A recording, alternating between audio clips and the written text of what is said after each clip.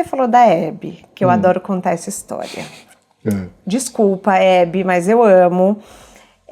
Você foi responsável pela capa pós-câncer da Hebe, que eu imagino que tenha sido uma responsabilidade muito grande contar a história de alguém tão importante de um país. Foi, mas foi um daqueles casos em que as coisas acontecem tão depressa por causa do ritmo de fechamento, que só muito tempo depois disso que eu fui entender. Foi um daqueles casos de o impossível é uma questão de ponto de vista, como você sempre diz.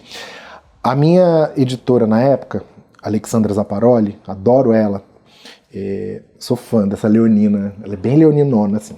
Ela me falou assim, você vai arranjar uma foto da Hebe careca pra gente colocar na capa da revista. Aí eu ri, né? Eu falei assim, como assim?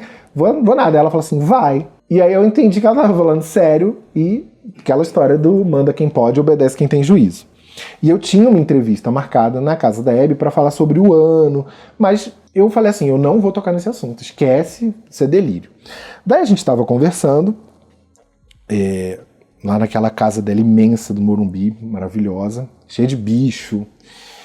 E aí eu falei assim pra ela, sabe quando você conta uma coisa sem esperar nada disso? Eu falei assim, você não sabe... Você acredita que a minha chefe queria que eu pedisse pra você fazer uma foto sem peruca?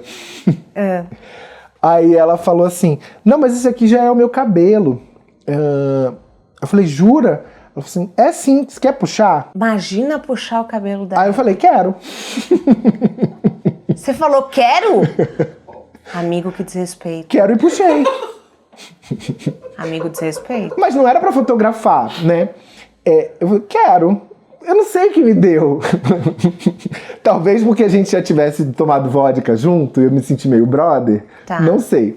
Mas puxei devagarinho, assim, bem, né? E se era peruca, tava muito bem colada, tal, porque eu também não dei um puxão de cabelo, né? E aí a gente deu risada e tal, e ela falou assim, mas eu tenho uma foto careca, porque no dia que eu raspei, a gente fez. Você quer ver?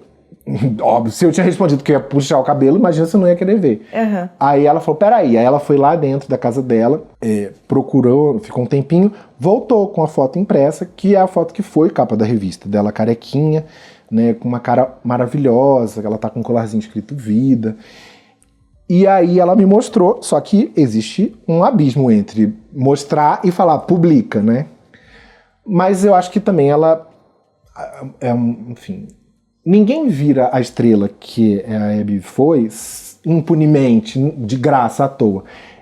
Você tem que ter muita personalidade, você tem que ter muito, enfim, muito star quality, né? A definição é essa. Se ela foi pegar a foto, é porque ela ia me deixar publicar. Aí ela me entregou, eu falei assim, posso colocar na revista, na capa?